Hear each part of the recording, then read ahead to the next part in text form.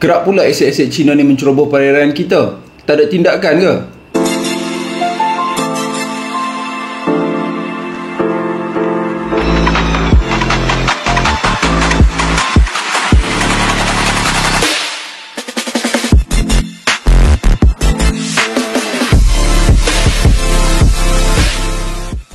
Assalamualaikum dan selamat sejahtera. Aku Fakin Tokai. Welcome to my channel. Kita sembang santai cerita tentang tentera. Korang semua apa khabar? Aku harap korang berada dalam keadaan baik.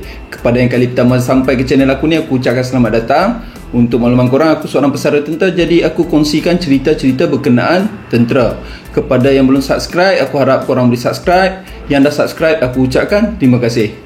Jadi kebelakangan ni, sejak awal tahun tu, kita tengok ada beberapa insiden pencerobohan oleh aset-aset Cina. Sama ada pesawat tentera udara, kapal Coast Guard, dan yang terbaru adalah kapal penyelidik Cina telah memasuki perairan Malaysia di Laut Cina Selatan. Apabila berita-berita macam ni dikongsikan sama ada di YouTube, di Facebook dan juga di laman berita, aku tengok banyak komen yang mempersoalkan seolah-olah tiada tindakan yang diambil terhadap pencerobohan ni. Contohnya apabila ada tindakan terhadap bot nelayan Vietnam, bot nelayan masuk, berjaya ditahan dan tindakan diambil lah, ditahan, bot dia ditunda balik kan ke Malaysia untuk diambil tindakan. Ada juga yang komen, dengan nelayan beranilah, dengan kapal China takut. Jadi dalam video kali ni aku nak ceritakan sedikit berdasarkan pengalaman aku, apa tindakan yang telah diambil dan juga kenapa tindakan macam tu yang dibuat. Okey. Jadi kalau aset-aset dari negara China ni kantoi lah kita katakan, dapat dikesan memasuki perairan kita, yang pertama sekali kita akan memantau dia. Memantau ni kita akan mendekati dia lah, mendekati dia, kita establish radio, kita bertanya kenapa dia masuk sini, kita bagi tahu ini perairan Malaysia, sila keluar dan sebagainya kan. Itu yang pertama. Yang kedua, kita akan ambil maklumat, kelajuan kapal, nama kapal. Bila kita tengok kapal tu, kita ada referen dia, kapal jenis apa, semua kita akan catatkan rekod ni untuk dimasukkan dalam laporan. Haluan dia, berapa lama dah kita perhatikan dia, apa aktiviti-aktiviti yang dia jalankan. Jadi sebab tu kita mengekori dia tu, orang kata shadowing. Itu maklumat-maklumat ni akan diambil. Macam yang aku cakap tadi, semua maklumat-maklumat ni akan dikompil dalam bentuk laporan dan akan dimajukan kepada pihak atasan. Pihak atasan ni kalau kapal tentera yang buat pemantauan, TADM akan majukan kepada Kementerian Pertahanan lah. Kalau maritim, agensi penguatkuasaan maritim, dia memang bawah KDN lah, Kementerian Dalam Negeri. Jadi kalau anda Kementerian Pertahanan sekalipun, proses seterusnya dia boleh kongsikan maklumat ni dengan KDN juga, Kementerian Dalam Negeri tu. Jadi yang seterusnya akan dilakukan bantahan secara diplomatik, akan dihantar nota bantahan. Macam awal tahun tu yang viral sikit, ada Datuk Seri Syamudin Tun Hussein ada hantar nota bantahan. Dan kalau kejadian-kejadian yang lebih serius, duta negara tersebut akan dipanggil.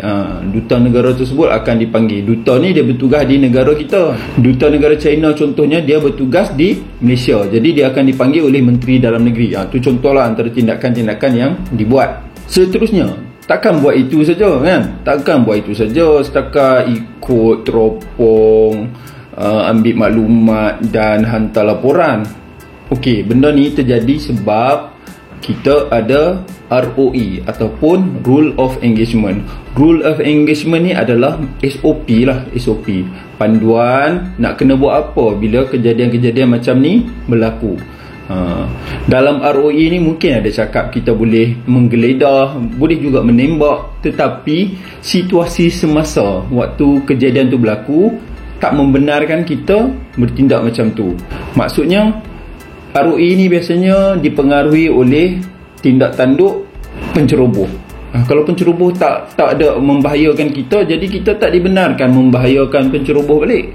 Lagipun setiap operasi dan situasi dia ada ROE dia sendiri. ROE ni bukan general, maknanya dipakai dalam semua situasi. Tak. Setiap operasi dia ada ROE dia sendiri. Sebab setiap operasi mempunyai keadaan yang berbeza, ancaman yang berbeza, situasi yang berbeza. Kita tak boleh samakan ROE waktu operasi di Laut Cina Selatan, di kawasan yang kita tahu biasanya dicerobohi China, kena sama ROE dengan kawasan yang macam sempadan dengan Filipin. Tak sama. Jadi berbeza-beza, kena bertindak ikut ROE dekat tempat tu. Jadi sebab itulah pihak berkuasa kita kata kan, sama ada tentera laut, tentera udara, APMM tak boleh bertindak sesuka hati. Yang komen-komen kenapa tak tembak lah, kenapa tak tangkap lah, itu sesuka hati lah. Bila aku buat konten berkaitan nak masuk tentera ni, yang pegawai kena ada degree, yang lain pangkat kena ada SPM, ada yang persoalkan nak buat apa degree, nak kerja orang, nak tangkap musuh bukan perlukan degree dan sebagainya. Dekat sini nampak tak keperluan degree SPM tu? Kalau tak erti nak baca ROE, peraturan macam-macam. Kita hidup dalam dunia yang penuh peraturan. Antara peraturan dia ni lah SOP, ROE. Kalau kita tak pandai mentafsir, kita akan buat tindakan yang menyalahi peraturan. Silap-silap kita balik yang kena tindakan dan dipersalahkan.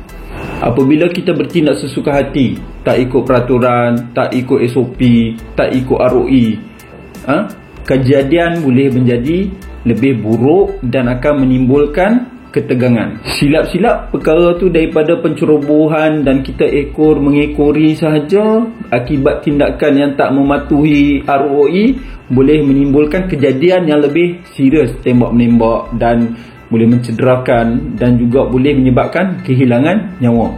Aku yakin itu bukan perkara yang dikehendaki oleh kedua-dua pihak.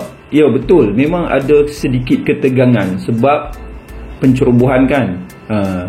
Jadi negara tu mencerobohi perairan kita, kita pun cuba menghalang dia. Tapi korang kena faham, Laut Cina Selatan ni isu dia adalah tuntutan bertindih.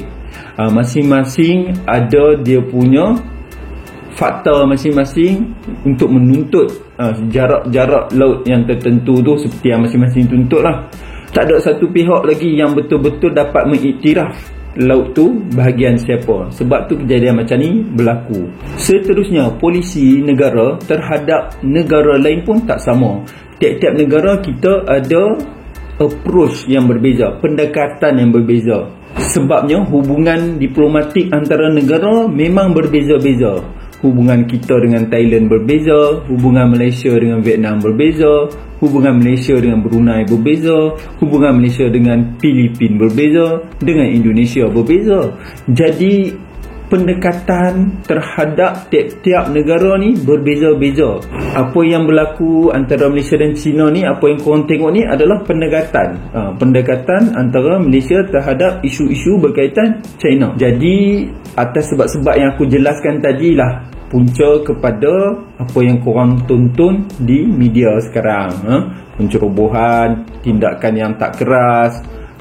Bukannya tak ada tindakan langsung, tapi ia berpandukan perkara-perkara yang aku sebut dengan tadi. Jadi kita tak perlu berharap sangatlah bahawa kejadian yang lebih buruk berlaku. Sebab aku tengok orang-orang yang komen macam ni seolah-olah dia nak berlaku kejadian yang lebih keras. Kena ada pertembungan secara tembakan, menggesel kapal contohnya, melanggar kapal, tembak-menembak, mungkin dia nak lihat ada pertumpahan darah. Aku rasa ada something wrong dengan pemikiran orang-orang yang nak benda ni terjadi. Sekarang pula kan, zaman TikTok ni, aku dimaklumkan dekat TikTok banyak konten-konten yang menyatakan seolah-olah perang betul-betul nak berlaku dah. Sebab aku tak ada akaun TikTok, jadi aku pun tak pernah nampak konten-konten macam tu. Tapi aku dimaklumkan memang ada, dah kelang kabut. Bila ada isu je, TikTok pun mula mainkan video-video dia lah, pembuat-pembuat konten TikTok ni. Jadi aku harap korang jangan mudah terpengaruh dengan isu-isu yang dimainkan tanpa fakta-fakta ataupun pemahaman yang jelas tentang situasi semasa dan juga geopolitik Malaysia ni. Geopolitik ni macam aku terangkan tadi lah, berbeza-beza bergantung kepada siapa yang terlibat dalam isu tersebut. Aku harap penerangan aku kali ini dapat membantu korang memahami isu yang berlaku dan tindakan ketika berlakunya pencerobohan ni. Jadi sampai di sini saja video aku untuk kali ini. Jika korang ada sebarang pandangan ataupun soalan, korang boleh typekan di ruangan komen. InsyaAllah aku akan cuba respon dengan sebaik mungkin. Sekali lagi, kepada yang belum subscribe, aku harap korang boleh subscribe. Aku ada kongsikan video-video yang baru setiap minggu. Kita jumpa lagi di video akan datang. Aku Fakin Tokai. Terima kasih. Assalamualaikum.